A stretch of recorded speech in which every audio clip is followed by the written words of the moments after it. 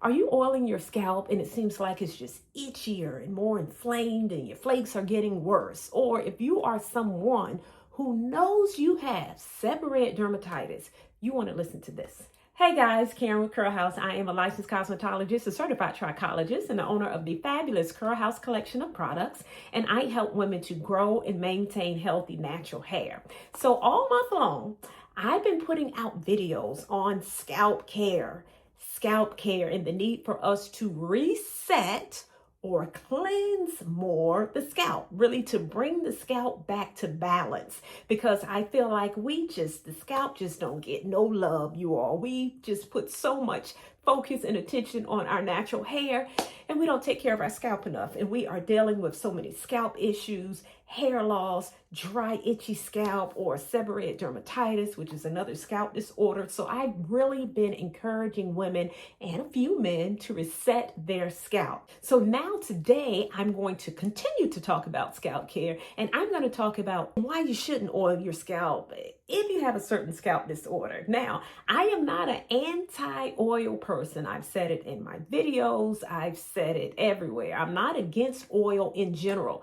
I feel like some people put oil on the scalp and some people don't. However, I do feel like we have a tendency to oil our scalp too much and not wash our scalp enough. But in this video, I want to talk about something specific and why you should never use certain types of oils if you have a scalp disorder called seborrheic dermatitis. Now, let me say this. What is seborrheic dermatitis? It is an inflammatory chronic scalp disorder. If you are someone with like really thick, greasy flakes on your scalp, that may be seborrheic dermatitis. You may think your scalp is dry, so you're applying a lot of oils to your scalp when that's really not the case at all. You may have an imbalance of sebum production on your scalp, and with that imbalance of sebum production on your scalp, that may cause chronic inflammation of the scalp. And also, just in general with the scalp, our scalp has its own ecosystem,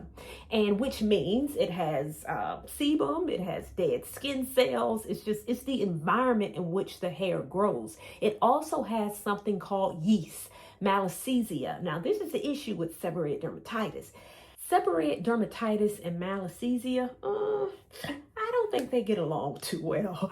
For those people who have seborrheic dermatitis and when there is an overproduction of this yeast, because the yeast, quite frankly, is natural. Everybody has it on the scalp. But when there is an overgrowth, rather, of the yeast, that's when we have problems. Now, if you are someone who has seborrheic dermatitis, I typically recommend that you don't pick up a lot of oil and put a lot of oil on your scalp, because again, many times with seborrheic dermatitis, you have an imbalance of oil. You may have too much oil on the scalp. So the last thing that you should do is oil it even more. However, more specifically, if you have seborrheic dermatitis, you should not use oils that are high in oleic acid. All right, what is oleic acid? Oleic acid is a fatty acid that's found in oils in general. Now, there are some oils that have high levels of oleic acid and other oils that have low levels of oleic acid. If you have seborrheic dermatitis, I encourage you to consider not putting oils that are high in oleic acid directly on your scalp. Some of them include like olive oil, almond oil, avocado oil, macadamia oil. They are high oleic acid converting oils. So you really want to be mindful of that and don't put those on your scalp, because when you do, it could definitely trigger a inflammatory response, making your scalp even worse. And in addition to the scalp, many times we forget about the hair. Many of our hair products also have oils in them as well. Now, don't get me wrong, I'm not saying don't use hair products that have these oils in them, but what I am saying, if you are using a hair product that has oils that are high in oleic acid, just be mindful of where you put it. Make sure you keep it away from the scalp. Make sure you put it on your mids to the ends.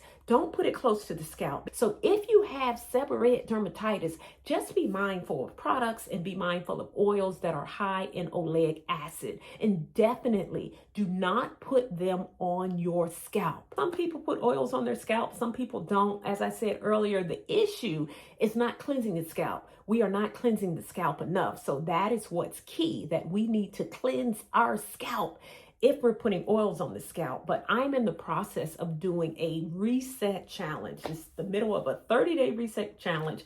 I'm encouraging women to reset their scalp. I did a whole video about it, a couple videos about it. Actually, I went live. I'm gonna put it here if you want to watch that video on how to reset your scalp. But if you want to do a little more than a live, and if you want an opportunity to really connect with me, I encourage you to join me in the reset room.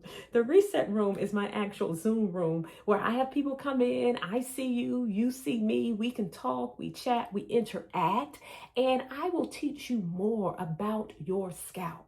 The reset room is not a traditional webinar. Again, it is me showing up live. I go live on YouTube quite a bit, and I am talking to the computer. But in the reset room, again, it's a Zoom. So I see you, you see me, and we're going to learn all things about the scalp. I'll be talking to you about some of the advanced scalp care out there that's going to help you to identify what's going on with your scalp, how to properly reset your scalp, how to heal your scalp in the reset room. Put it in the comments, reset room, if you want to actually join me in the reset room, so that we can not only just talk about how to reset your scalp, but I can actually show you how to implement resetting your scalp. I will be able to answer your questions as well. I will be able to help you to identify specifically what you need to continue to reset your scalp. And we're going to go deep with it, y'all. So put reset room in the comments.